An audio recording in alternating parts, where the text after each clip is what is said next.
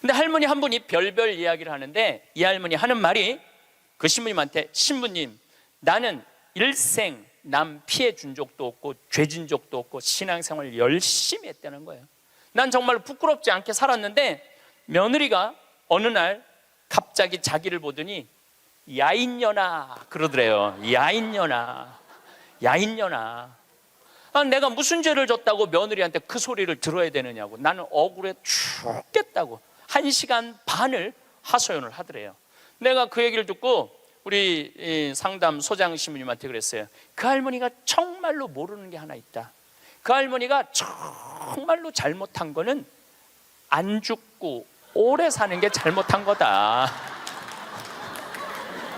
그 할머니의 잘못은 안 죽은 거다. 안 죽은 거.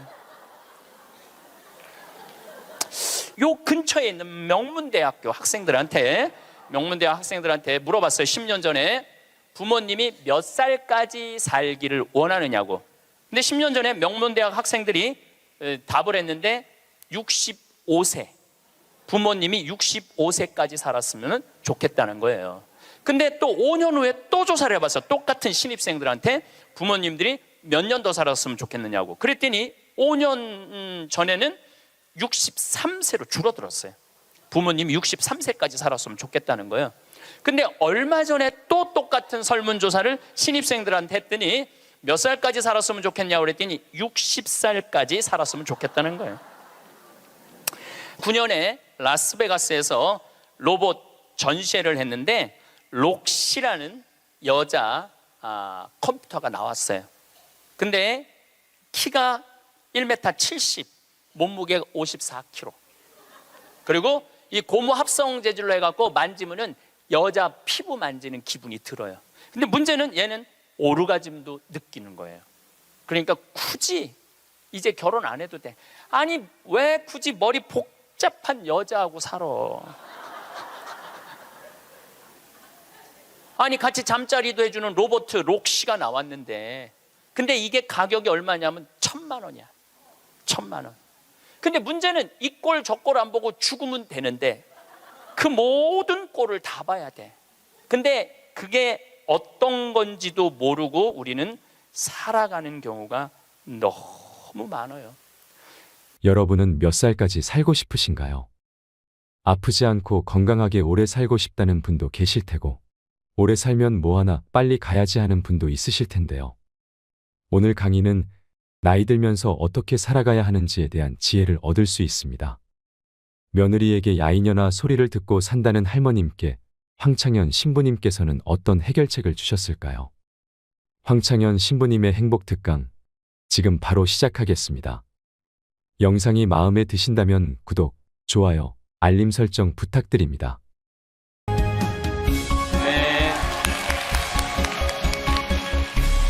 참예수님. 네, 반갑습니다. 네. 이번 강의의 주제는 변화의 도전이라는 주제로 강의를 하도록 하겠습니다. 지난 1000년의 발전 속도는 지난 100년의 발전 속도하고 똑같고, 지난 100년의 발전 속도는 지난 10년의 발전 속도하고 똑같고, 또 지난 10년의 발전 속도는 지난 1년의 발전 속도하고 똑같다고 그래요. 또 지난 1년의 발전 속도는 지난 3개월의 발전 속도하고 똑같다고 그래요. 그럼 과거의 1000년 동안의 변화가 지금 3개월 만에 일어나는 거죠. 제가 지난 7월 22일 날 아프리카 잠비아에 선교 봉사를 떠났습니다. 한국에서 인천공항에서 홍콩 들르고, 홍콩에서 남아프리카 공화국 요한네스버그 공항에 가서 또 거기서 비행기를 갈아타고 잠비아까지 가는데 26시간이 걸렸어요. 26시간. 많은 분들은 이야 그러는데, 내가 만약에 1000년 전에 한국에서 잠비아를 갔다면은 1년이 걸려도 못 가요. 1년이 걸려도. 아마 제 생각에는 가다가 죽었을지도 몰라요. 가다가. 그런데 그런 아프리카 잠비아를 저는 벌써 8번을 갔다 왔어요. 그러니까 8번을 갔다 왔다는 얘기는 지난 1000년 전 사람들은 상상도 못할 만큼 빠르게 산다는 거죠. 교통적인 면에서. 그리고 보름 동안 잠비아 신학교 수녀원 짓는 거 일을 하고, 그 다음이 미국 강의가 있었어요. 또 다시 잠비아에서 비행기를 타고 요하네스버그 공항에 와서 15시간 비행기를 타고 뉴욕으로 갔어요. 또 뉴욕에서 최종 목적지 LA까지 6시간 비행기를 타고 갔어요. 그것 또한 26시간이 걸렸어요.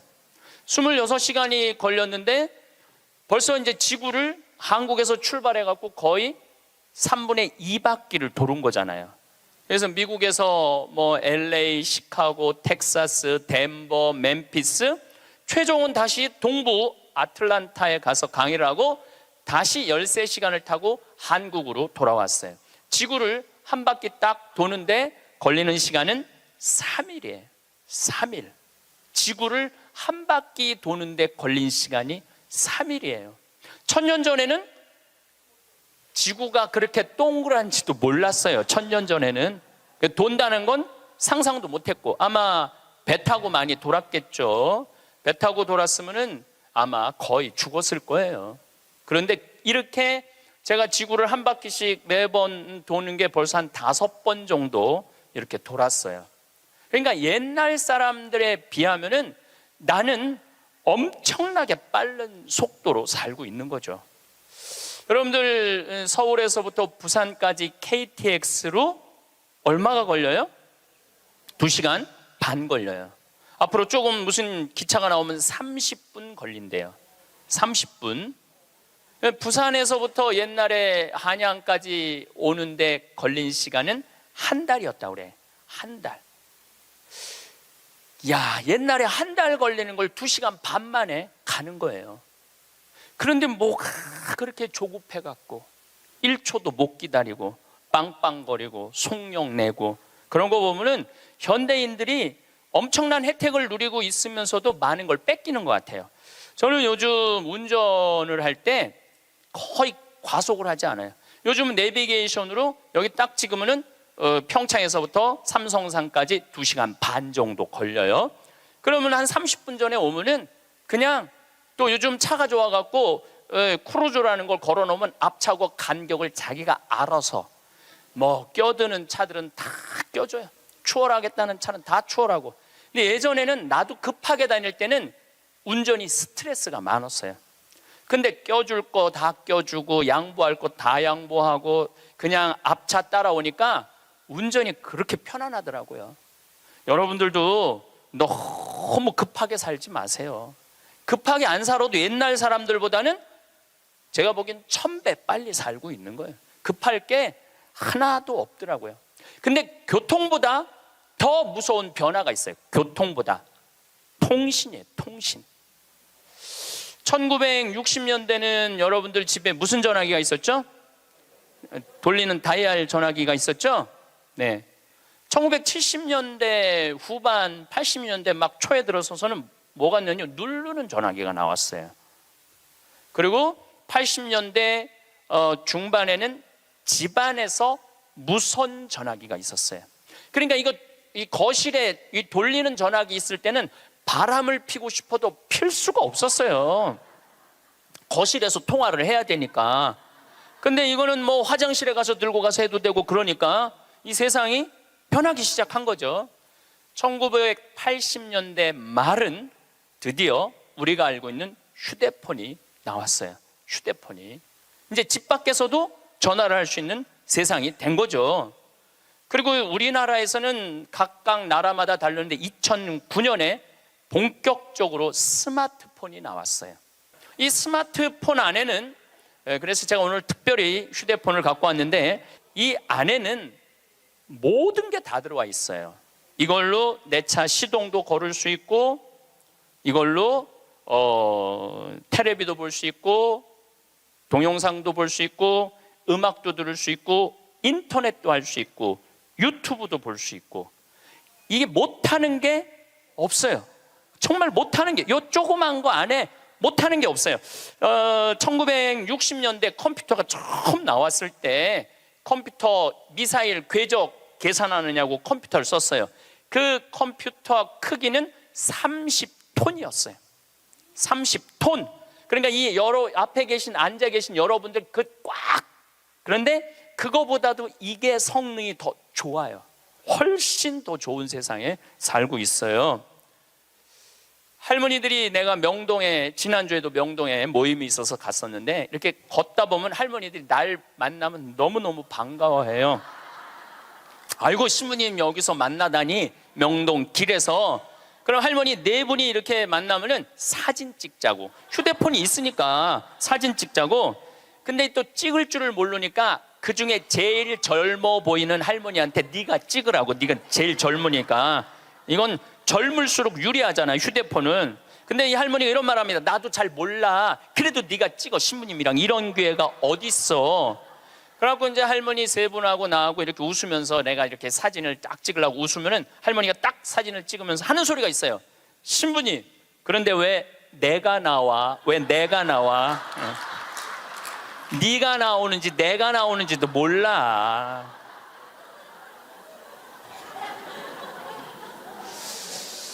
요즘 애들은 태어나면서부터 어떻게 태어나는 줄 아세요?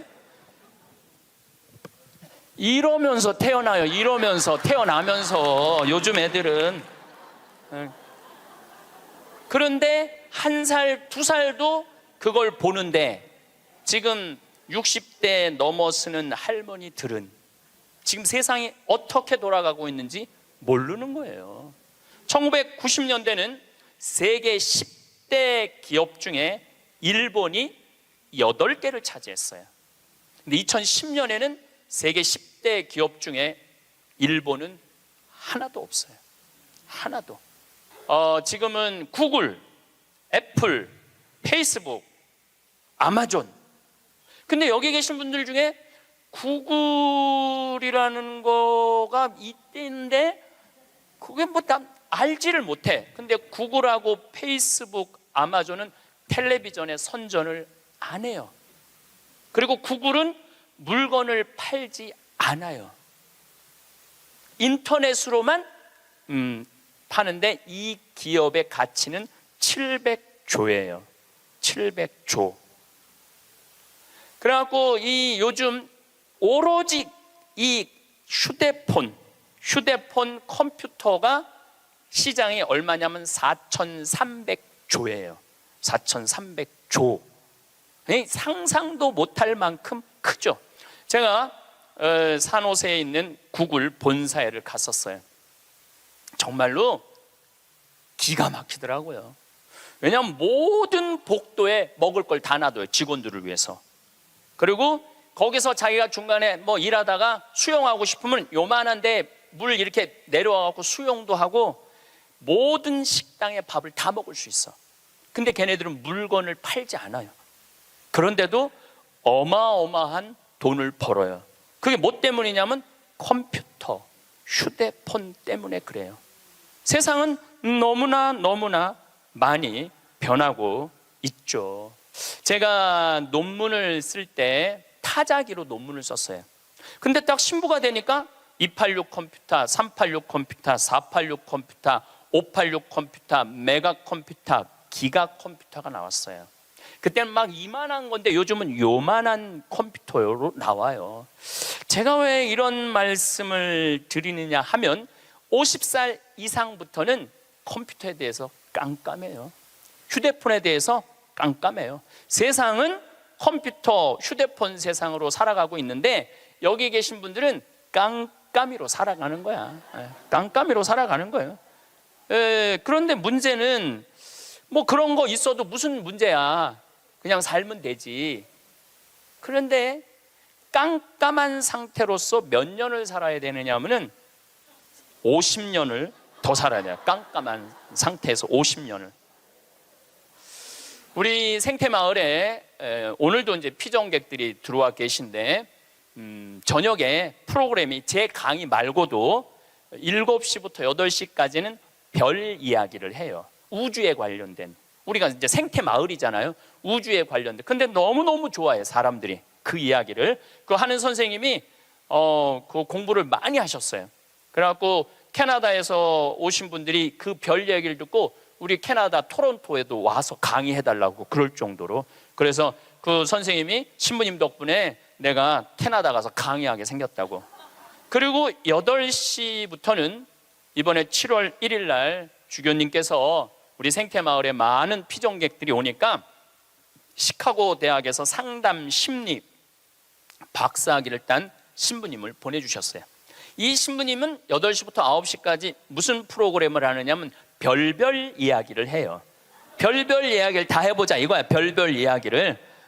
그래서 이제 뭐 마음이 답답한 분들이 원두막에 모닥불 펴놓고 이야기를, 원래는 1시간 하는데 대개 2시간에서 2시간 반 한대요. 근데 할머니 한 분이 별별 이야기를 하는데 이 할머니 하는 말이 그 신부님한테, 신부님, 나는 일생 남 피해 준 적도 없고 죄진 적도 없고 신앙생활 열심히 했다는 거예요. 난 정말 부끄럽지 않게 살았는데 며느리가 어느 날 갑자기 자기를 보더니 야인년아 그러더래요. 야인년아, 야인년아. 내가 무슨 죄를 졌다고 며느리한테 그 소리를 들어야 되느냐고. 나는 억울해 죽겠다고 1시간 반을 하소연을 하더래요. 내가 그 얘기를 듣고 우리 상담 소장 신부님한테 그랬어요. 그 할머니가 정말로 모르는 게 하나 있다. 그 할머니가 정말로 잘못한 거는 안 죽고 오래 사는 게 잘못한 거다. 그 할머니의 잘못은 안 죽은 거다. 안 죽은 거. 옛날에는 집안에 그 장수하는 어르신이 있으면 집안에 가문의 자랑이었어요. 근데 참 재미난 설문조사가 있었어요. 명문대학교야. 요 근처에 있는 명문대학교 학생들한테 물어봤어요. 10년 전에 부모님이 몇 살까지 살기를 원하느냐고. 근데 10년 전에 명문대학 학생들이 답을 했는데 65세. 부모님이 65세까지 살았으면 좋겠다는 거예요. 근데 또 5년 후에 또 조사를 해봤어요. 똑같은 신입생들한테 부모님들이 몇 년 더 살았으면 좋겠느냐고. 그랬더니 5년 전에는 63세로 줄어들었어요. 부모님이 63세까지 살았으면 좋겠다는 거예요. 근데 얼마 전에 또 똑같은 설문조사를 신입생들한테 했더니 몇 살까지 살았으면 좋겠냐고 그랬더니 60살까지 살았으면 좋겠다는 거예요. 다시 말해서 여기 계신 여러분들은 다 죽어야 돼. 애들의 바람이라면은 다 죽어야 돼. 그런데 부모님 생각하고 자식 생각하고는 너무너무 다른 거예요. 부모님은 손자도 보고 싶고 증손자도 보고 싶고, 그런데 자식들은 다 키웠고 할 일 다 했으니까 죽어라 이거예요. 죽어라. 제가 왜 비행기 얘기도 하고 휴대폰 얘기도 했느냐 하면 세상은 너무나 많이 변하고 있어요.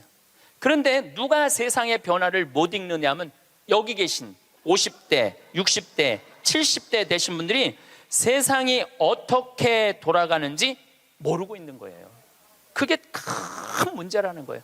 그걸 세상이 돌아가는 걸 알면 대처를 할 텐데 세상 돌아가는 거에 대해서 알지를 못하니까 야인년아 이 소리를 듣는 거예요. 그러니까 여러분들 며느리한테 야인년아라는 소리 안 들으려면 어떻게 하면 좋아? 아니지, 죽으라는 얘기가 아니야. 죽으라는 얘기가 아니라 자식하고 같이 살 생각을 처음부터 하지 말아야죠. 왜 자식하고 같은 집에서 살아요? 그러니까 그런 마음으로 인생을 바라봐야 된다는 거예요. 그런데 아마 2040년에는 아마 제 생각에는 아이를 거의 낳지 않을 거예요. 2040년이 되면은 아이들을 안 낳아요. 왜 아이들을 안 낳느냐면 지금 대한민국의 애들 고통스러워요, 안 고통스러워요? 공부하느냐고 고통스럽죠? 경쟁하느냐고 고통스럽죠? 그러니까 애들을 세계에서 가장 애를 안 놓는 나라에 이유가 있는 거예요. 애들이 고통스러우니까 너무너무 고통을 겪으니까 또 지금 애를 안 낳는 30대, 40대들은 자기네들이 그렇게 고생을 했으니까. 내 자식이 이 세상에 태어나갖고 그 경쟁 속에 애를 키우고 싶지 않은 거예요. 그래서 애를 안 낳는 거예요. 2030년, 40년. 그러니까 지금 여러분들은 자식이라도 낳고 자식한테 투자라도 하지만은 2030년, 40년 되면 아예 자식을 안 낳을 거라는 얘기예요. 지금 대한민국은 저출산 때문에 이 민족이요, 애를 안 낳으면 민족이 사라지게 돼 있어요.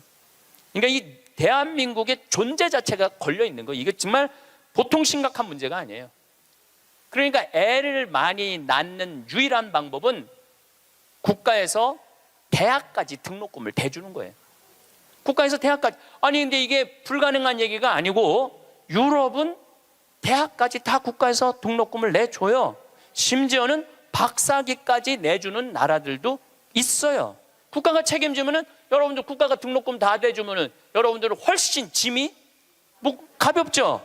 그리고 노후 대책도 준비할 수 있고 국가가 다 대주니까.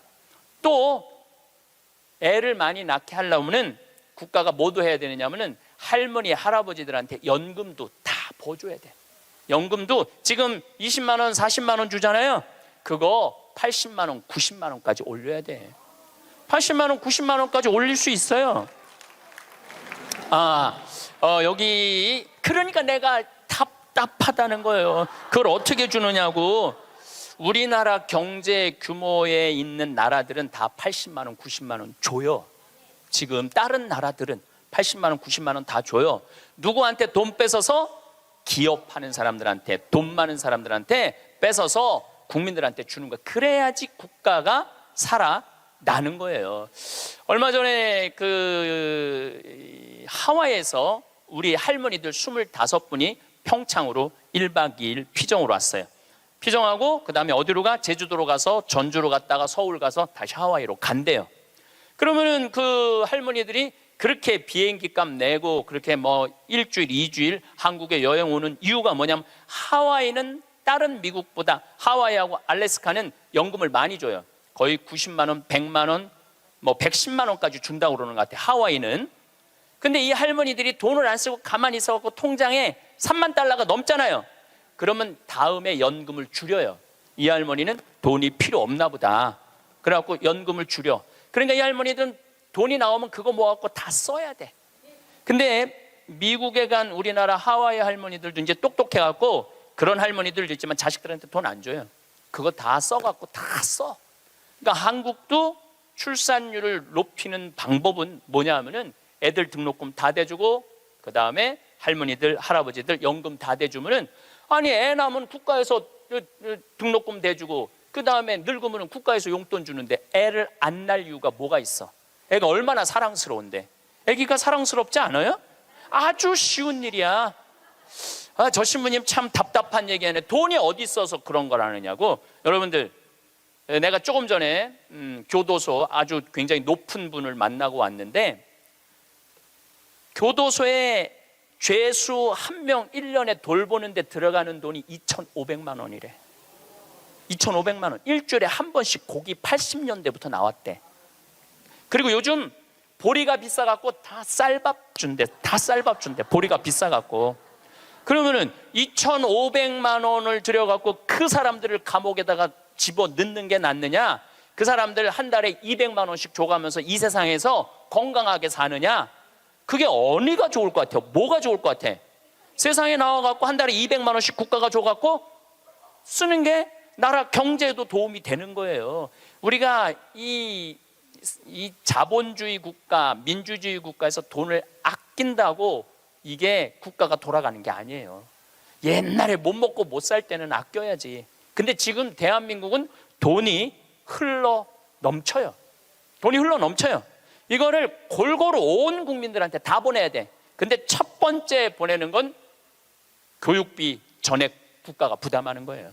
두 번째는 할머니 할아버지들 국가가 책임지는 거예요. 그러면은 나라는 잘 돌아가게 있어요. 죄도 없어지고 범죄도 없어지고. 학교는 그럼 어떻게 해야 되느냐? 학교 가서는 공부 가르치면 안 돼요. 경쟁을 가르치면 안 되고, 사랑하는 방법, 이웃을 배려하는 방법, 협동하는 방법, 재미있게 사는 방법, 노래하고 춤추고 놀이를 가르치면은 대한민국은 정말로 행복한 나라가 될 거예요. 근데 우리는 경쟁만 앞세우는 거예요. 1등만 앞세우는 거예요. 그래서 애들이 참 착하잖아요. 그리고 순한 애들한테 뭐라고 그러냐면 너 그렇게 착해 빠져갖고 어떻게 이 세상을 살라고 그래. 너 독하게 마음 먹고 살아야 돼 세상. 그러니까 계속 독해라고 그러니까 애들이 중학교 고등학교만 되면 독해져 있어. 애들이 독해져 있어요. 이게 지금 대한민국이 뭐가 잘못된 거죠. 이제 앞으로 20년 30년 후에는 우리가 굳이 공장에 가서 일하지 않아도 돼요. 왜냐하면 누가 다 할 거냐면 로봇가 다 해요. 그러면은 앞으로 20년 30년 후에 대한민국이 행복하려면 어떻게 해야 되냐면 국민들이 뭐에 정통해야 되냐면 인문학에 정통해야 돼. 인문학이라는 건 뭐냐면은 인간의 가치는 뭐고 어떻게 살아야 되고 어떻게 잘 죽어야 되고 그 높은 정신적인 수준이 있으면은 서로 나누고 사는데 별 문제가 없다는 거예요. 앞으로는 컴퓨터가 우리 반 이상은 해요. 우리 살아가는 거 반 이상은 컴퓨터가 해요. 지난번에 알파고하고 우리 이세돌하고 바둑둔 거 아시죠? 네. 4승 1패. 알파고가 4승 1패 했어요. 이세돌이 1승을 했어. 유일한 1승이에요. 커제는 세계 바둑 1위 커제는 3전 3패. 근데 놀라운 건 알파고가 뭐라고 그랬냐면 인공지능 컴퓨터 얘기하는 거예요. 뭐라고 했냐면 이제는 인간하고 더 이상 바둑은 두지 않는다. 수준이 떨어져 갖고 더 이상 바둑은 두지 않는다는 거. 인간하고. 왜냐하면 자기 학습을 하거든. 자기 학습. 여러분들 요즘 로보 어드바이저라고 있어요. 로보 어드바이저. 이게 뭐냐면은 주식 투자할 때 이 로보 어드바이저한테 내 거 좀 투자 좀 해달라고 그러면 얘가 투자하는 거야. 근데 이 로보 어드바이저가 투자를 하면은 평균 수익률이 3에서 5%래요. 거의 돈을 날리는 경우는 없대. 그러니까 사람이 분석하는 것보다 누가 분석하는 게 커? 로봇가 분석하는 게 큰 거예요. 그러니까 이 세상이 완전히 새로운 세상으로 넘어가는 거죠. 우리 주위에는 누구라는 인공지능 컴퓨터가 이제 들어왔어요. 우리 집에. 누구라는? 얘가 뭐를 하느냐면 영화도 보여주고 음악도 틀어주고 에어컨도 틀어주고 은행 업무도 봐줘요. 기가 막힌 거예요. 대화도 해주고 주인님 일어나시라고 그러고. 그러니까 이제는 앞으로는 제가 보기엔 2040년에 가면은 결혼도 하지 않을 거예요. 결혼도. 아이를 안 낳는 게 문제가 아니라 아예 결혼을 하지 않을 거예요. 미국에서는 이제 2040년에 뭐가 나왔느냐면 성생활하는 로봇가 나왔어요. 2009년에 라스베가스에서 로봇 전시회를 했는데 록시라는 여자 컴퓨터가 나왔어요. 근데 키가 1m 70, 몸무게가 54kg. 그리고 이 고무 합성 재질로 해갖고 만지면은 여자 피부 만지는 기분이 들어요. 근데 문제는 얘는 오르가즘도 느끼는 거예요. 그러니까 굳이 이제 결혼 안 해도 돼. 아니 왜 굳이 머리 복잡한 여자하고 살아? 아니 같이 잠자리도 해주는 로봇 록시가 나왔는데 근데 이게 가격이 얼마냐면 1,000만 원이야. 1,000만 원. 근데 앞으로 싸기도 싸죠. 싸요. 그런데 지금 2009년에 이 전시회가 시작이 됐는데 제가 보기엔 2030년, 40년 되면은 거의 아내 역할까지 해주는 로봇가 나올 거예요. 그리고 성격도 고를 수 있대. 까칠한 여자를 고르고 싶으면 까칠한 여자를 고르고 부드러운 여자를 고르면 부드러운 여자를 고르고. 근데 일본에서 2015년에 무슨 로봇가 나왔느냐면 아즈마 히카리라는 로봇가 나왔어요. 아즈마는 일본어로 나를 맞아주는 아내라는 로봇이야. 나를 맞아주는 아내야. 근데 놀라운 거는 이 아즈마는 취미는 애니메이션 감상이고 특기는 계란 후라이 만들기예요. 좋아하는 음식은 도너츠예요. 벌레를 매우 두려워하지만 열심히 일하는 사람을 위해서는 무엇이든지 도와주는 영웅의 여자야. 이 여자는 아침에 여보 일어나요, 출근해야죠. 남편을 깨워요. 그리고 남편이 저녁에 나 몇 시에 퇴근할 거야. 그럼 날이 더우면 에어컨을 틀어놔요. 목욕물도 데워놔요. 이 로봇은 당연히 성생활도 같이 해주는 로봇이죠. 세상이요, 여러분들이 근데 문제는 이 꼴 저 꼴 안 보고 죽으면 되는데 그 모든 꼴을 다 봐야 돼. 근데 그게 어떤 건지도 모르고 우리는 살아가는 경우가 너무 많아요. 이 록시를 만든 개발자의 최종 목표는 섹스를 넘어서서 실질적인 동반자의 여자를 만드는 게 최종 목표예요. 그러니까 단순히 상담도 고민도 위로도 해주는 거죠. 2040년이 되면은 어떤 로봇가 나오느냐면은 벌써 이제 감정을 느끼기 시작한다고 그래요. 감정을 느끼는 로봇가 나온대요. 그럼 감정을 느끼면은 뭐 이것도 연구하고 저것도 세상 책도 읽어보고 뭐 모든 요즘 빅데이터라는 게 있어요. 모든 정보를 모으는 거야. 근데 모든 정보를 모아봤더니 하느님이 있는 것 같아. 로봇가 생각해 보기엔. 그래갖고 나도 좀 세례를 받아야 되겠다. 나도 좀 신앙생활을 해야 되겠다. 그래갖고 나한테 와갖고 신부님 저 세례 좀 주세요. 저 록시가 와갖고 신부님 저 세례 받고 싶어요. 세례 줘야 돼 말아야 돼? 안 돼요? 내가 너 세례 못 줘? 그러면은 얘가 이럴 거예요. 신부님 걱정하지 마세요. 우리가 세례 주는 로봇을 만들면 돼요. 세례 주는 로봇 만들면 돼요. 이게 굉장히 복잡한 이야기인데 이게 진화의 한 과정이에요. 우리가 무슨 네안데르탈인 무슨 호모사피엔스 크로마뇽인 이게 다 진화되면서 우리가 됐잖아요.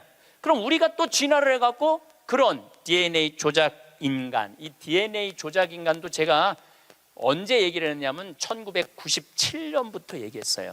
앞으로는 DNA 조작 인간이 나올 거라고. 3D 컴퓨터 얘기는 많이 들어봤죠? 네, 그게 그 3D 컴퓨터가 자가용도 찍어내고 권총도 찍어내고 다 찍어내요. 근데 뭘 찍어냈느냐면 콩팥을 찍어냈어. 콩팥을 찍어내갖고 콩팥 상한 10대 소년한테 그 콩팥을 집어넣어줬어요. 완전히 바꿔준 거죠. 콩팥을 3D 컴퓨터로. 근데 걔는 지금 거의 20살이 됐는데 레슬링 선수가 돼 있어요. 그 옛날에 장기 바꾼다 막 그랬잖아요. 그게 이제 벌써 우리 앞에 와 있는 거죠. 제가 너무 앞서 나가는 것 같지만 지구를 3일 만에 한 바퀴 도는 세상에 우리가 살고 있어요. 지금은 4차 산업의 시대라고 그래요. 4차 산업의 시대. 1차 산업은 뭐냐면은 증기기관, 와트가 실린더 증기 막 보일러 막 끓여갖고 증기가 해갖고 실린더 피스톤 왔다 갔다 해갖고 증기기관. 그래서 증기기관 배, 증기기관 기차 이런 거 생긴 게 1차 산업이에요. 2차 산업은 에디슨이 전기를 발명했어요. 전기. 그래갖고 지금 이게 다 전기의 혜택 아니에요.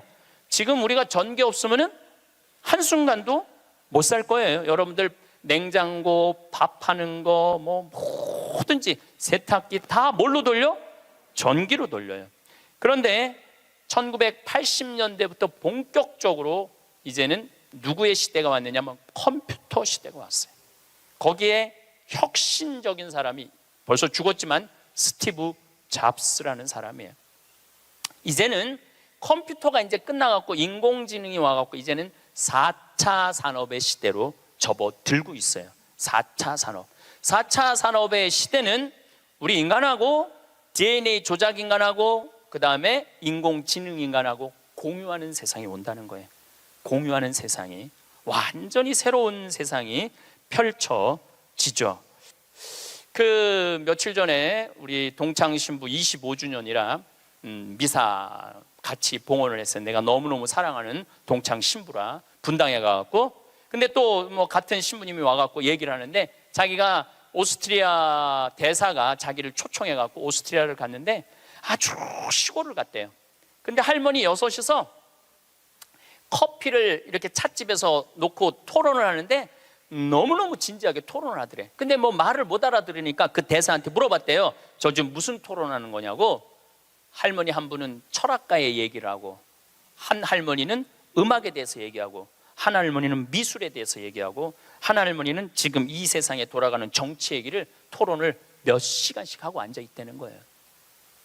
근데 그거는 저는 뭐 유럽을 다닐 때도 그렇고 미국을 다닐 때도 그렇게 토론한 할머니 할아버지들이 토론하는 모습을 많이 봐요. 또 자식 손자들한테도 그 깊은 얘기를 해줘요. 근데 대한민국의 할머니들을 이렇게 가만히 생각해 보면은 그렇게 토론을 할 수 있는 할머니들이 얼마나 있을까? 이거 물어보고 싶어요. 이제 그냥 밥 먹고 살고 밥 먹고 사는 세상은 지났어요. 이제 여러분들은 텔레비에서 말하는 인문학은 그 젊은 사람들 게 아니고 배운 사람들 게 아니야. 바로 여기 계신 여러분들 거예요. 그래서 인문학 강의. 근데 사실 여기 오신 분들은 아무 문제가 없어. 강의 들으러 여기 왔잖아요. 이 긴 시간 뭔가 듣는 여러분들은 정신이 깨져. 정신이 깨요. 근데 듣지도 않고 변화에 대해서 들여다보지 않는 분들은 참 답답한 거예요. 그 시대는 변하는데 나만 안 변해. 그 시대는 변하는데 나만 안 변하는 사람들을 내가 이번에 미국 가서 보고 왔어요. 미국에 가보니까 70년대 이민 간 분들은 70년대 한국만 생각해. 80년대 이민 간 분들은 80년대 한국만 생각해. IMF 때 쫄딱 망했을 때 이민 간 분들은 그때만 생각을 해. IMF 우리가 탈출한 지가 얼만데. 그러니까 70년대 이민 간 분들 얘기를 들어보면 폰이 미국으로 수출했거든요. 그러면 미국의 길에 서 있는 건 다 폰이라는 거야. 그거 무슨 깡통 찌그러뜨려 갖고 포니를 만들어 갖고 수출을 했다고 그래요. 그러니까 자기는 한국차 안 산다는 거예요. 근데 포니 만든 지가 언젠데 아직 포니 얘기를 해. 한국에 포니도 없는데. 그리고 내가 우리나라 차들을 타보면은요, 벤츠, BMW 부럽지 않아요. 정말로 차 잘 만들어요. 그런데 70년대 생각만 하는 거예요. 들여다볼 기회가 없으니까. 한국에 30년 동안 안 와봤으니까 그때 얘기만 하는 거예요. 또 이번에 시카고 강의를 갔는데 시카고는 눈이 많이 온대요. 근데 이 시카고는 눈이 오면은 눈 떨어지기 전에 제설차가 기다리고 있다가 눈이 떨어지면 다 친대. 내가 강원도 산다니까 강원도는 제설차가 2대밖에 없지만은 우리는 눈 떨어지기 전에 다 친다는 거예요. 그분은 80년대 이민 간 분이에요. 제가 강원도 평창에서 살잖아요. 평창도 요즘 눈 떨어지기 전에 제설차 기다리고 있다가 떨어지기 전에 다 쳐요. 염화칼슘 뿌리고. 제가 12월 달에 매일 강의 나오잖아요. 거기 눈 많이 와요. 그러면은 새벽에 보면 다 눈 치는 소리가 들려요. 그러면은 운전하고 나오는 거예요. 그러니까 모르는 거지. 들여다보질 않았으니까. 그리고 자기가 옳다고 고집 주장을 피는 거죠. 근데 가만히 내가 미국에 이민 가신 분들을 보니까 이분들은 미국 책도 안 읽고 한국 책도 안 읽더라고. 근데 미국에 이민 간 분들이 대개 경력을 보면 서울대 졸업한 분들 많아요. 영어 할 줄 알아야지 가잖아요. 그런데도 변화에 적응하지 않으니까 못 견디더라고요. 사람은요, 끝도 없이 공부를 해야 돼요. 제가 미국에 가서 이 얘기를 꼭 해요. 우리나라는 버스를 타고 가다가 앞에 데모를 해. 그럼 버스에 뭐라고 떠요? 목적지까지 제 시간에 못 갈 것 같다. 여기 내려갖고 지하철 몇 호선 여기 있으니까 타고 가면은 될 것 같다. 그런 자막이 떠. 그리고 내가 오는 내 차 기다리는 차가 그거 전부 다 뜨죠. 예. 미국은 상상도 못하는 일이에요. 미국은 나라가 커갖고 그렇게 할 수가 없어. 우리나라처럼 이 IT 기술이 잘 돼 있는 나라는 세계에서도 없어요. 다니면 얼마나 답답한지 몰라요. 다른 나라 다녀보면은. 저는 지금 총 60개 나라를 다녔고 미국을 벌써 뭐 10번도 더 왔다 갔다 하고 전 세계를 돌아다녀 보잖아요. 전 세계를 돌아다녀 보면 한국처럼 시스템이 잘 돼 있는 데가 없어요. 한국처럼. 요즘 이제 동계올림픽 한다고 영동고속도로, 고속도로를 다시 깔았거든요. 제가 오늘도 이렇게 나오면서 이거는 고속도로가 아니야. 비단길이야. 얼마나 곱게 깔아놨는지 비단길이에요. 이런 도로를 가진 나라가 그렇게 많지 않아요. 미국도 도로 기가 막히게 잘 깔아요. 걔네들은 정말 상상도 못할 만큼 잘 깔아요. 미국 사람들. 그래도 이 영동고속도로만큼 비단길은 없더라고요. 우리나라가 돈도 많고 참 좋은 나라예요. 한 세대 만에 원조 받는 나라에서 원조 해주는 나라로 바뀌었어요. 이거는 전 세계에서 대한민국밖에 없어요.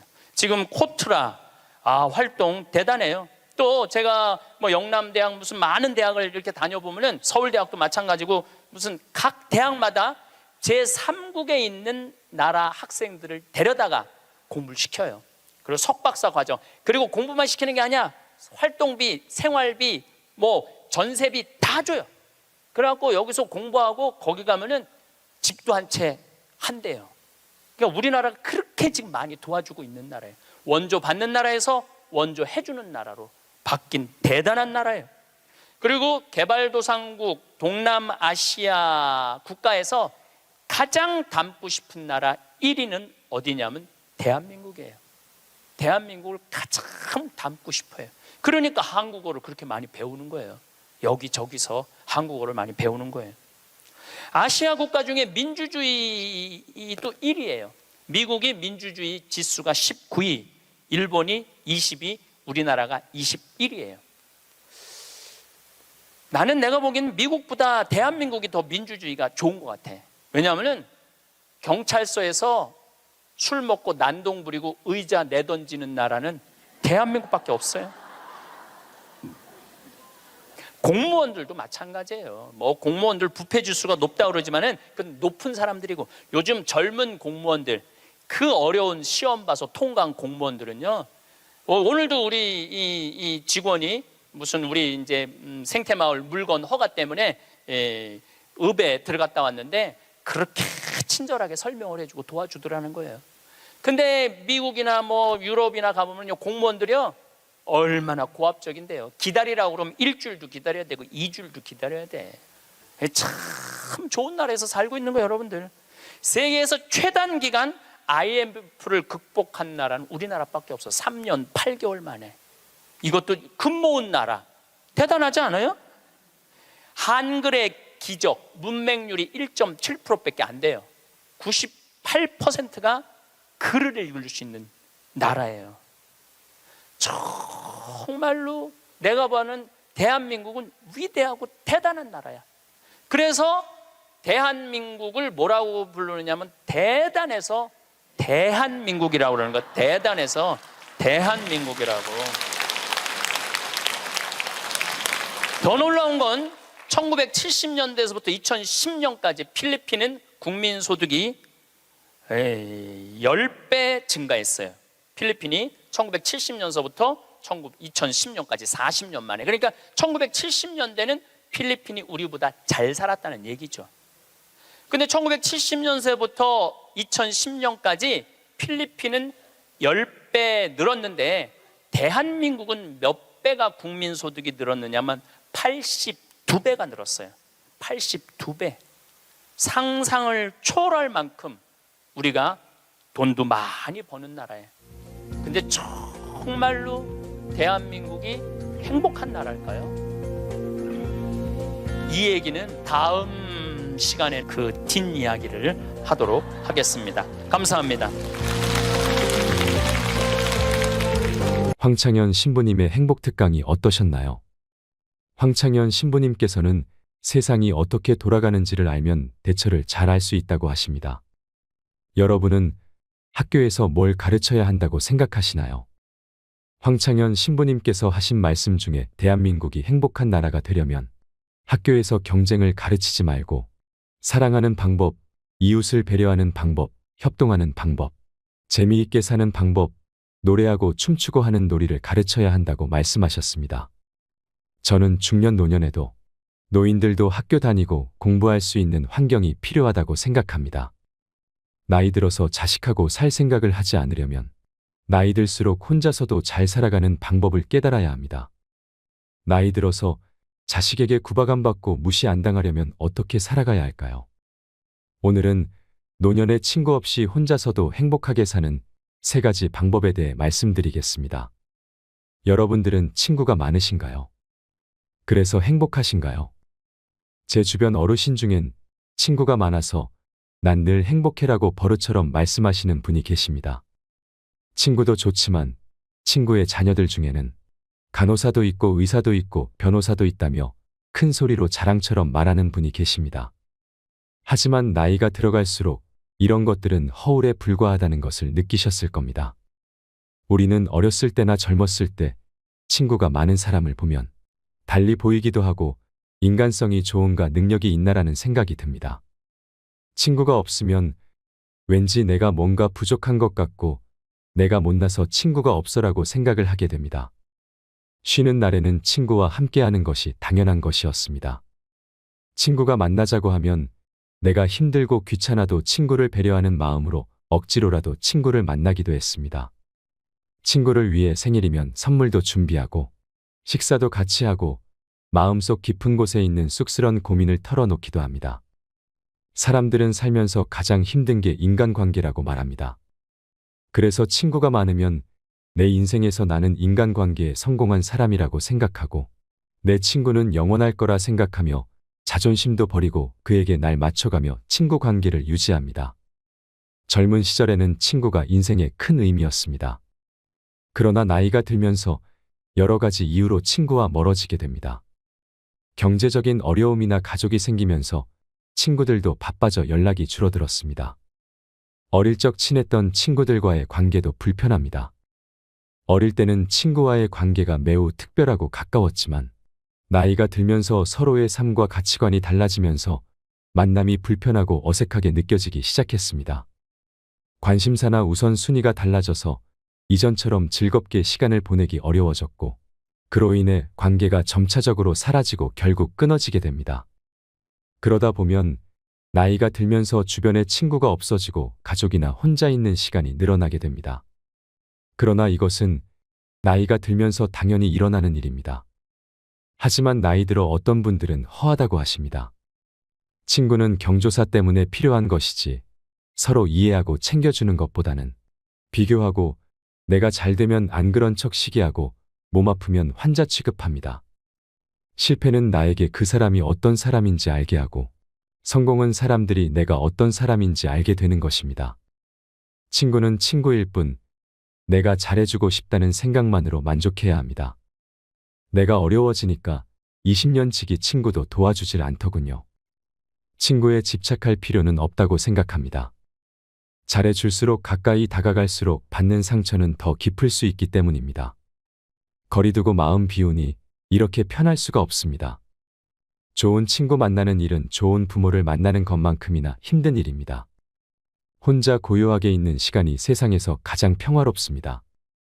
내가 안정적일 때는 좋은 친구가 많고 내가 위태로운 상황에서는 가식적인 친구만 남습니다. 하지만 친구들과의 인연을 끊고 싶어도 그동안의 추억과 정 때문에 끊기도 쉽지 않습니다. 그래도 다행히 이런 고민에서 벗어난 분들이 많이 계십니다. 오히려 혼자 사는 것이 편하고 즐겁다고 말씀하시는 분들이 많습니다. 나이 들어보니 친구가 꼭 필요한 건 아닌 것 같습니다라고 말하는 분들이 많습니다. 맞습니다. 혼자서도 즐길 거리가 정말 많고 즐겁습니다. 사람을 만나면 소진되는 에너지가 혼자 있으면 채워짐을 느낍니다. 억지스레 엮어온 인연들을 자연스레 놓고 나니 스트레스가 줄었습니다. 사람이 싫다기보다는 혼자가 더 좋을 뿐입니다. 이처럼 나이 들수록 점점 관계를 정리하는 분들이 많습니다. 사실 친구가 없으면 큰일이 날 것 같지만 실제로는 친구 때문에 큰 문제가 발생하기도 합니다. 상처는 가까운 곳에 있는 믿는 사람에게서 받습니다. 학창시절 친구들을 만나면 자식 자랑, 돈 자랑, 남편 자랑 등 제 자랑 아니면 남 뒷담화 정도에 불과해서 얼굴이 찌푸려지기도 합니다. 일부 친구들은 경조사를 위해 친구 관계를 유지하는 분들도 있습니다. 하지만 이는 다 부질없는 행동입니다. 물론 나이 들수록 친구는 다 필요 없다. 있는 친구들 다 외면하고 혼자 지내는 것만이 행복하다라는 의미가 아니라는 것은 아실 것입니다. 친구가 없어도 행복해지는 방법 3가지에 대해 알려드리겠습니다. 친구가 없어도 행복해지는 방법 첫 번째는 건강의 중요성을 아는 것입니다. 수천 수백억을 가진 부자들이 반드시 지키는 3가지가 있습니다. 자신의 건강을 위한 운동, 지식의 축적을 위한 독서, 돈에 대한 투자. 이 중에 가장 으뜸으로 치는 것이 바로 운동이라고 합니다. 건강을 잃으면 다 잃는다는 말 참 많이 들어보셨을 겁니다. 하지만 실제 건강이 나쁘신 분들이라면 더 절실히 느끼실 겁니다. 우리는 건강할 때 더 건강하고 더 강해지도록 노력해야 합니다. 그럼 우리가 할 수 있는 운동은 어떤 것이 있을까요? 나이가 들수록 근력 운동은 매우 중요합니다. 하지만 조사에 따르면 노인 중 근력 운동을 하는 사람은 3명 중 1명에 그친다고 합니다. 노인의 근력 운동은 근육을 부풀리는 것보다는 생활 근력을 유지한다는 정도로 하는 것이 좋습니다. 근력을 유지하고 향상시키기 위해 노인들에게 권장되는 운동은 걷기입니다. 걷기는 노인들에게 가장 쉽게 시도할 수 있는 운동 중 하나입니다. 이 운동은 중강도의 유산소 신체 활동에 해당하며 근력 향상에 많은 도움을 줍니다. 단순히 걷는 것보다는 다양한 동작을 추가하여 변화를 줄 수 있습니다.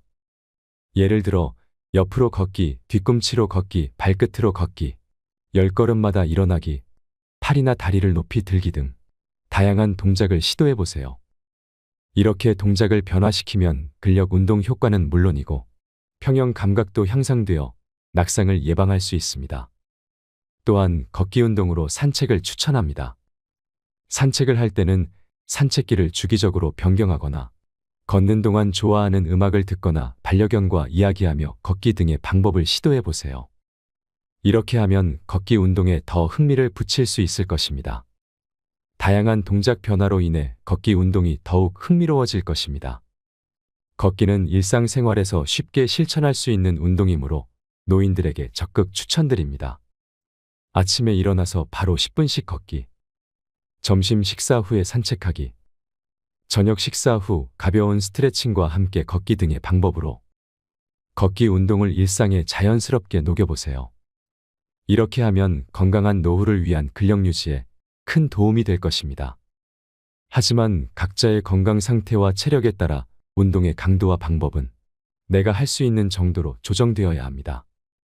절대 무리를 해서는 안 됩니다. 나이 40에 등단한 소설가 고 박완서님은 나이에 대해 이런 말을 남겼습니다. 요즘 사람 나이는 옛날 사람과 똑같이 쳐서는 안 되고 살아온 횟수의 0.7을 곱하는 것이 자신의 나이다. 이른바 요즘 나이 계산법입니다. 이 말은 현재 나이의 0.7을 곱한 값이 실제 나이라는 뜻입니다. 예를 들어 현재 법적으로 40세인 분의 실제 나이는 28세, 60세인 분의 실제 나이는 42세, 80세인 분의 실제 나이는 56세라는 이야기입니다.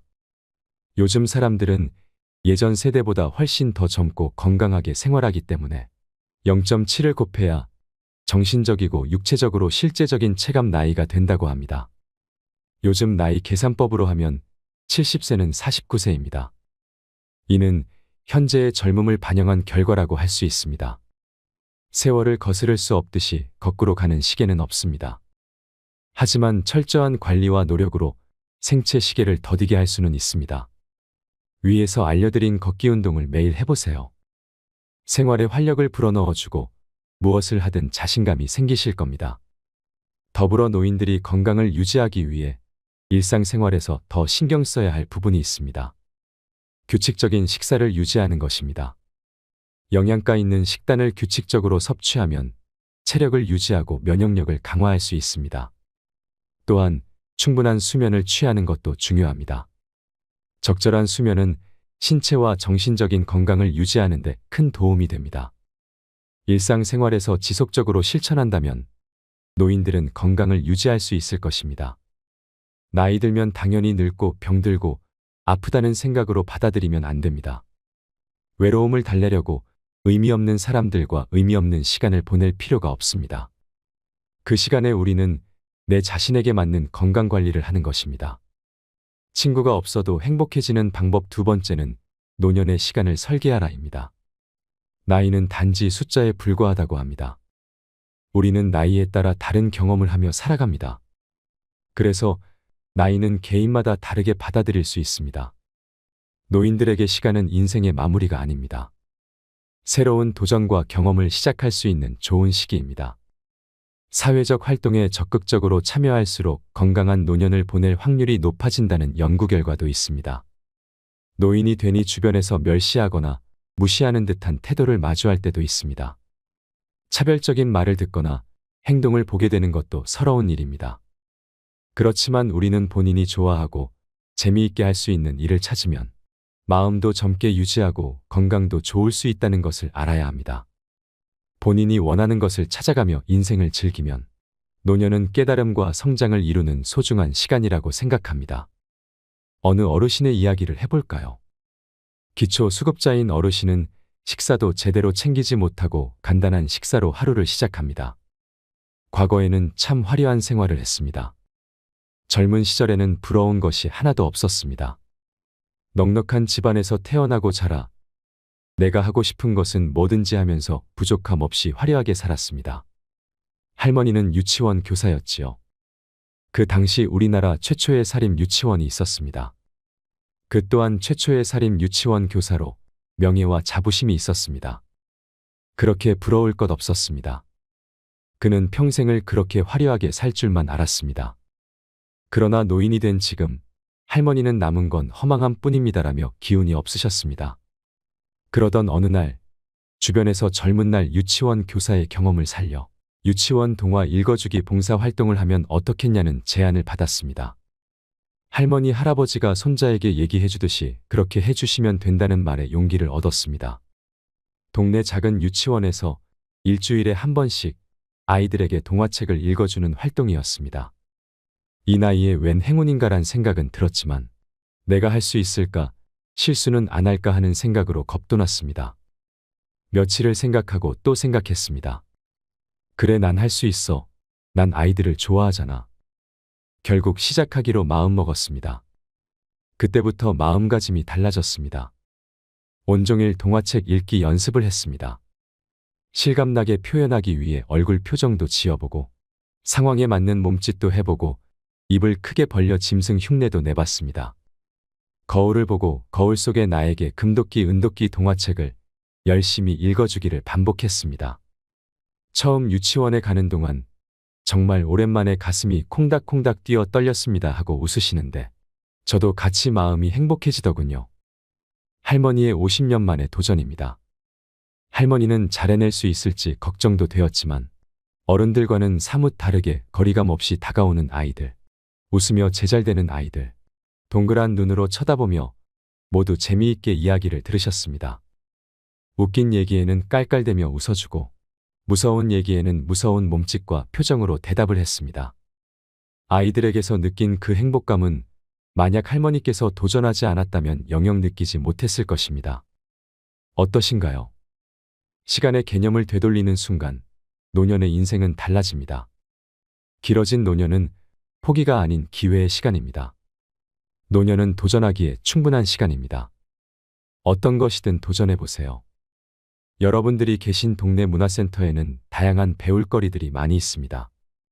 요즘은 노인정에 참 많은 배울거리들이 있습니다. 그동안 바쁘게 사시느라 배우고 싶어도 배우지 못했던 것들을 하나씩 찾아서 배워보는 것입니다. 혼자 있어도 외로움을 느낄 틈이 없습니다. 우리가 나이가 들면 친구는 줄어들고 몸은 노화가 시작되며 살면서 받은 스트레스와 상처들에 밀려 스스로 삶에서 적당히 포기를 하면서 행동 반경이 줄어듭니다. 그러나 노년이 되면 나에게 주어진 시간을 오롯이 나에게 쓸 수 있습니다. 정말 좋은 기회가 이제야 온 것입니다. 노년에도 좋아하는 일을 할 수 있다는 것은 참으로 축복된 일입니다. 노년은 인생의 답을 찾아가는 깨달음의 시간으로 여겨집니다. 노년은 깨달음과 성장을 이루는 소중한 시간이라고 생각합니다. 그래서 노년은 인생의 제2막이라는 것이죠. 핸드폰 배우기, 사물놀이, 노래 배우기, 악기 다루기, 바느질, 뜨개질 등 내게 맞고 필요한 것들을 찾아 하나씩 도전해 보세요. 이런 활동을 통해 같은 취향을 가진 사람들을 만나고 함께 즐긴다면 자기 자랑하기 바쁜 친구들과의 의미 없는 수다보다 나 자신을 위해 정신적으로나 신체적으로 큰 도움이 될 것입니다. 서로 어울리는 것에 피로감이 높다면 혼자 조용히 즐길 수 있는 그림 그리기, 식물 키우기, 독서 모임 같은 활동을 선택하면 됩니다. 여기서 중요한 것은 자신이 원하는 것을 알고 자신이 선택하는 것입니다.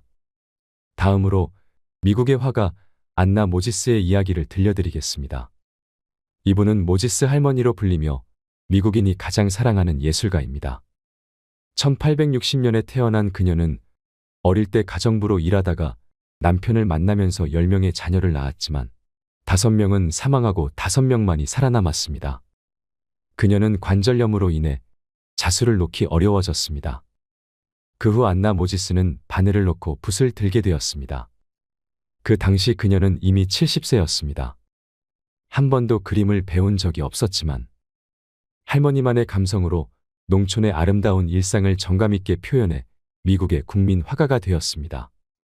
안나 모지스는 무려 101살까지 화가로서의 열정을 불태웠으며 약 1600여 점의 작품을 남기고 세상을 떠났습니다. 이후 존 케네디 대통령은 그녀를 미국에서 가장 사랑받은 인물로 칭하였습니다. 미국의 화가 안나 모지스는 인생은 우리 스스로 만드는 것이다. 이전에도 그랬고 앞으로도 늘 그럴 것이다라고 했습니다. 노년은 인생에서 완전한 자유를 갖게 되는 특별한 순간입니다. 나이는 결코 장애물이 아닙니다. 경험과 지혜가 조화를 이룬 기회의 시간입니다. 노인은 나이를 먹었기 때문에 못한다고 생각하지 마세요. 나이를 먹었기 때문에 나이 먹지 않은 사람들이 할 수 없는 일들을 할 수 있습니다. 노년의 시간이 준 경험은 결코 공짜로 얻어지는 것이 아닙니다. 끊임없이 지혜를 쌓기 위해 또 변화된 세상과 어우러지기 위해 노력하고 탐험하고 도전정신을 가질 때에만 이 기적이 찾아오는 것입니다. 눈도 뻐근하고 허리도 불편하고 나이가 들어서 뭔가를 한다는 것은 참 어려운 일이긴 합니다. 육체의 노화가 포기를 쉽게 하게 만들기도 합니다. 하지만 노년의 시간을 지혜롭게 보내기 위해서는 끊임없이 탐색하는 자세가 필요합니다. 친구가 없어도 행복해지는 방법 세 번째는 자신의 가치를 바로 알기입니다. 보통 나이 드신 어르신께 당신의 가치는 무엇입니까? 라고 물으면 저는 쓸모가 없어요. 할 줄 아는 게 아무것도 없어요. 라고 말씀하십니다. 우리네 부모님들은 일생 동안 가족을 위해 헌신하고 사회에서 직장에서 역할을 충실히 해내느라 자기 자신을 충분히 돌보지 못하고 살아왔습니다. 아내의 역할, 남편의 역할, 부모의 역할, 자식의 역할을 해내느라 참으로 바쁘게 살아왔습니다. 그래서 자신을 위한 선택을 하는 것에 망설임이 많았습니다. 자신이 무엇을 좋아하는지, 무엇을 싫어하는지 고민할 여유가 없었습니다. 하지만 사실은 사람마다 다 잘하는 게 있습니다. 잘하는 것을 찾아서 자신을 칭찬해 주는 것입니다. 청소를 잘하시는 분, 남보다 음식 솜씨가 좋으신 분, 바느질을 잘하시는 분, 화초를 잘 가꾸시는 분, 다림질을 잘하시는 분, 글씨를 잘 쓰시는 분, 핸드폰을 잘하시는 분, 찾아보면 끝도 없습니다. 또한 헬스를 좋아한다면 건강을 챙기고 몸을 튼튼하게 유지하는 데 능숙한 능력이 있죠. 이렇게 자신의 장점을 찾다 보면 자신이 소중하다는 것을 새삼 느낄 수 있습니다. 절대로 스스로 자신의 가치를 부정하거나 소홀히 여기지 말아야 합니다. 아침에 일어나서 깨끗이 씻고 활짝 웃는 얼굴로 거울을 보며 나는 세상에서 가장 소중한 존재라고 자신에게 말해보세요. 지금부터 나는 나를 위해 살 거야. 난 건강해. 난 행복해. 내 인생의 전성기는 오늘부터 시작이다라고 다짐해보세요. 긍정적인 생각을 가지고 아침을 기분 좋게 시작하면 그 좋은 기분은 하루 종일 유지가 됩니다. 기분이 좋았다가도 난 슬퍼, 난 힘들어, 난 괴로워라고 3번만 외치면 금방 슬픈 기분이 드는 것을 느껴보셨을 겁니다. 아침 일찍 투덜대거나 하소연하는 친구의 전화를 받았다면 빨리 끊어버리세요. 좋은 사람과의 통화는 좋은 에너지를 받을 수 있지만 부정적인 사람들과 통화는 에너지를 빼앗기고 기분이 나빠지고 얻는 게 없습니다. 그 시간에 오히려 내적으로 외적으로 나 자신을 가꿔보세요. 열정이 쇠퇴하면 영혼에 주름이 생기고 삶이 쇠퇴하면 얼굴에 주름이 생긴다고 합니다. 얼굴에 주름이 생기는 것은 자연스러운 현상이지만 열정에 주름이 생기면 매사가 귀찮고 의욕도 없고 사는 것도 지겹게 느껴진다고 합니다. 그러니 혼자 있는 시간을 나만의 시간으로 여기고 자신이 좋아하는 일로 채워보세요. 아이들은 하루에 300번, 400번 웃는다고 합니다. 반면 어른들은 하루 평균 15번 정도 웃는다고 합니다. 여러분 중에는 나는 하루에 한 번도 웃지 않는다라고 말씀하시는 어른들도 계실 것입니다. 이렇게 웃음이 부족하다고 느끼시는 분들은 의식적으로라도 많이 웃어보세요. 지금처럼 책틀맨 채널에서 황창현 신부님과 함께 인생을 살아가는 지혜를 보시면서 마음의 위안을 얻으시고 웃음을 찾아보세요. 시간 날 때마다 유머와 웃음을 전하는 코미디 영화나 텔레비전 프로그램을 시청하면서 웃어보세요. 웃음을 통해 스트레스를 해소하고 기분을 상쾌하게 만들어 보세요. 자신의 가치를 알고 자신을 사랑하며 자신의 장점을 존중하고 발전시키는 것이 중요합니다. 나이가 들면 홀로 되는 것이 세상 이치이며 자연스러운 것입니다. 모든 사람은 독특하고 소중한 존재입니다. 오늘부터는 더욱 자신을 소중히 여기고 자신의 가치와 장점에 대해 자랑스러워 해보세요. 그렇게 하면 더욱 행복하고 만족스러운 삶을 살아갈 수 있을 것입니다. 오늘은 친구가 없어도 행복해지는 방법 3가지에 대해 알려드렸습니다. 친구가 없어도 행복해지는 첫 번째 방법은 건강의 중요성을 아는 것입니다. 친구가 없어도 행복해지는 두 번째 방법은 노년의 시간을 설계하는 것입니다. 친구가 없어도 행복해지는 세 번째 방법은 자신의 가치를 바로 아는 것입니다. 이 3가지를 마음속에 새기고 늘 실천해 주시기 바랍니다. 사람은 나이가 들어서 늙어가는 것이 아니라 의지의 탄력을 잃어가기 때문에 늙어가는 것이라는 말이 있습니다. 삶은 배움의 연속입니다. 우리는 경험을 쌓으며 매일매일 성장하고 있습니다. 노년은 나를 위해 집중할 수 있는 가장 좋은 시간임을 늘 명심해야 합니다. 여러분의 노년, 행복한 노후를 진심으로 응원하겠습니다. 이상으로 책틀맨이었습니다. 함께 해주셔서 감사드립니다.